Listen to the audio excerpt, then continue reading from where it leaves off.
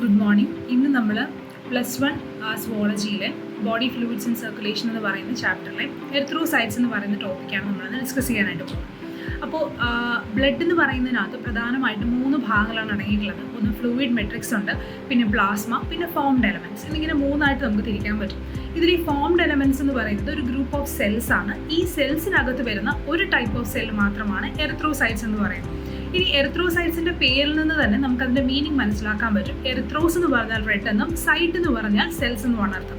ഇത് രണ്ടും കൂടി ചേർത്ത് വയ്ക്കുമ്പോൾ നമുക്ക് എറിത്രോസൈറ്റ്സ് അല്ലെങ്കിൽ റെഡ് ബ്ലഡ് സെൽസ് എന്ന് നമുക്ക് മനസ്സിലാക്കാനായിട്ട് പറ്റും.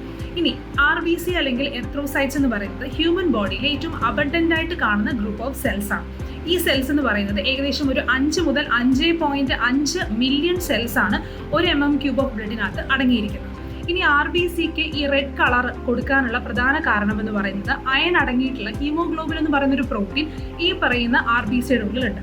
ഇതാണ് ഈ സെല്ലുകൾക്ക് റെഡ് കളർ കൊടുക്കുന്നത്. ഇനി ഈ പറയുന്ന ഹീമോഗ്ലോബിൻ തന്നെ പ്രധാനമായൊരു ഫംഗ്ഷൻ ചെയ്യുന്നുണ്ട്. അതായത് നമ്മുടെ ബോഡിയിലെ റെസ്പിറേറ്ററി ഗ്യാസസുകളായ ഓക്സിജനെയും കാർബൺ ഡൈ ഓക്സൈഡിനെയും ക്യാരി ചെയ്ത് കൊണ്ടുപോകുന്നതും അതിൻ്റെ എക്സ്ചേഞ്ചിന് സഹായിക്കുന്നതും ഈ പറയുന്ന ഹീമോഗ്ലോബിനാണ്.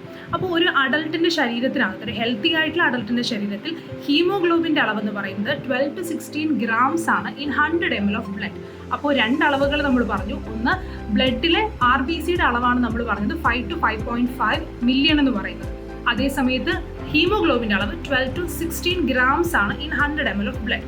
ഇനി ഇതിൻ്റെ മറ്റ് 2 പ്രത്യേകതകൾ എന്ന് പറയുന്നത് ഹ്യൂമൻ ബോഡിയിൽ ന്യൂക്ലിയസ് ഇല്ലാത്ത ഏക ഗ്രൂപ്പ് ഓഫ് സെൽസ് എന്ന് പറയുന്നത് ഈ പറയുന്ന RBCs ആണ്.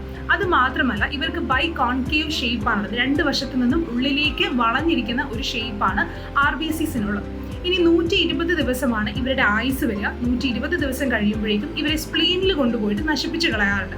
സോ അതുകൊണ്ട് സ്പ്ലീനിനെ ഗ്രേവ്യാർഡ് ഓഫ് RBCs എന്നും അറിയപ്പെടാറുണ്ട്. അപ്പോൾ ഇത്രയാണ് പ്രധാനമായിട്ട് നമുക്ക് എറിത്രോസൈറ്റ്സിനെ പറ്റിയിട്ട് പഠിക്കാനുള്ളത്. Thank you.